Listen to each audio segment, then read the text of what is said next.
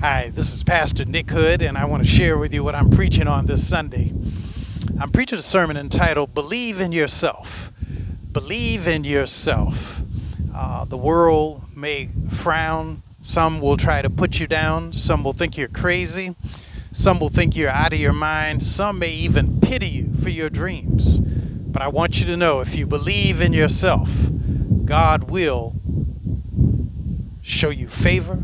God will show you blessings. The text that I'm preaching about is one of the stories of David en route to becoming king of Israel. And for the last several weeks, I've been preaching about the anointment of David. I've been preaching about David finding Abigail out there on the run from Saul. She becomes his wife. But today, I'm going to talk about one of the extreme stories in the life of David. And I was talking with my wife about this. I told her I was going to preach one of the David stories about him going into the cave of Adullam. And she said, "But haven't you preached that?" And I said, "Yeah, I've preached that." And she said, "You don't want to preach that again?" She said, "People look for you to preach something different." So this one today is really in honor of my wife. So I said, okay, well, let me look at the text again. I looked at it. The cave of Adullam happens when David goes there into the 22nd chapter of 1 Samuel. But and he marries Abigail in the 25th chapter. But in the 24th chapter, there's a story I've never heard anybody preach about, but I'm going to preach it this Sunday. And it's about David on the run from Saul, the elderly, aged king. David is hiding in a cave. I don't think it's the cave of Adullam, because it says he's already left the cave of Adullam in the 22nd chapter. But in the 24th chapter, David and 600 men are holed up in, it must have been a huge cave. And while they're in the cave, guess who shows up to relieve himself, to go to the bathroom? It's King Saul himself. The Bible says this. And I think it's fascinating. But it's a reminder that this is humanity. And part of what it means to be human is at some point you have to relieve yourself. So I'm here today, I've been asking myself, I said, well, what can I find as a backdrop to dramatize people relieving themselves? And here at Belle Isle, I'm back at Belle Isle again. I'm with my man, Mike Daniels. But Mike, show the pretty flowers. The state of Michigan has a 99-year lease for Belle Isle. And one of the things they've done at this comfort station is they planted flowers. And I think that's a beautiful thing. I was so fascinated with this a couple weeks ago. I just stopped by when I did my worship promo on the Gazelle. I said, I have to see this bathroom with flowers. And I walked into it and I said, sure enough, it's a real bathroom. It's not a porta-john. It's a real bathroom. But King Saul needed to relieve himself. And so Saul, he doesn't have a porta-john. He doesn't have a brick, facility. But Saul, for privacy, evidently, maybe he didn't feel good, but he goes into the cave by himself. And when he goes into the cave, David's scouts who are in the front of the cave, David and his men are in the back of the cave. The scouts are surprised. They're shocked. They're saying, that's King Saul. And he's using the bathroom. And this is our opportunity to kill Saul. But they had heard David say, don't lay a hand on him. So they go back to David and they say, this is the day that the Lord spoke to you, that I will deliver your enemies unto your hand, and you can do with them as you will. This is your chance to kill him.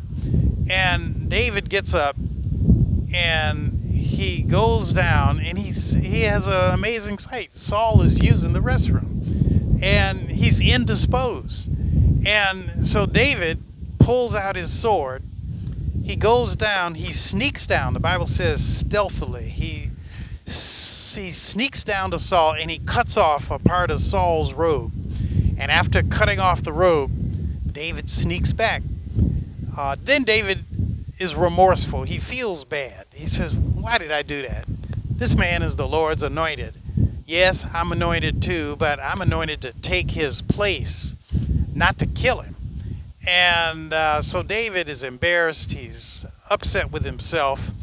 And so later, I don't know if it's that night or another night, while Saul is sleeping with his men, David sneaks down with this remnant, this cut off portion of the robe.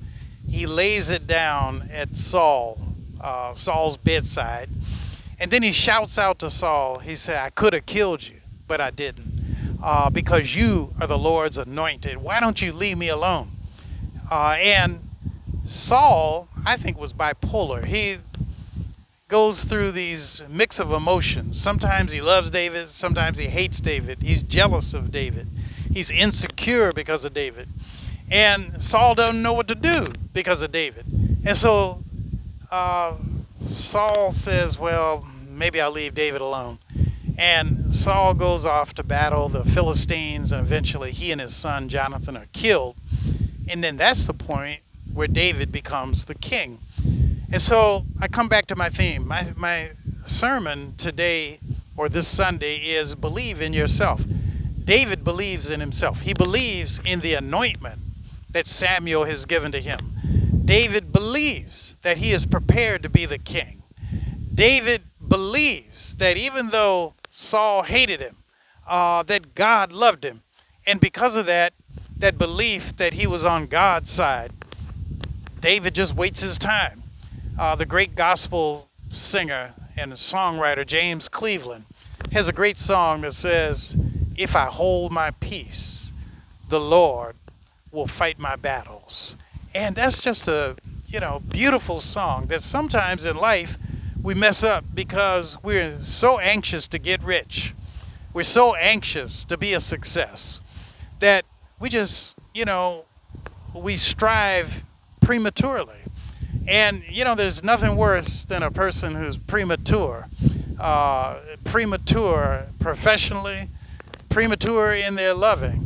At some point in life, you just got to know how to slow down and take your time and let the Lord fight your battles. Prepare yourself for the battles. Do the math, do the homework. But at some point, you just have to step back and let go and let God show favor upon you. So that's what I'm preaching about this Sunday. Believe in yourself. Believe in yourself. The world may laugh, some may frown, some may try to put you down. But just hold your peace. Believe in yourself and realize that God has favor for you. God has a blessing for you. And I'm here today to preach the good news to you that even though you may feel like a failure, even though you may feel like you have really messed up your business, your professional life, you messed up your married life, messed up your personal life, God is not through with you yet. So believe in yourself, my friends, because your blessing is on the horizon. God bless, God keep you. This is Nick Hood, and I'm praying for you.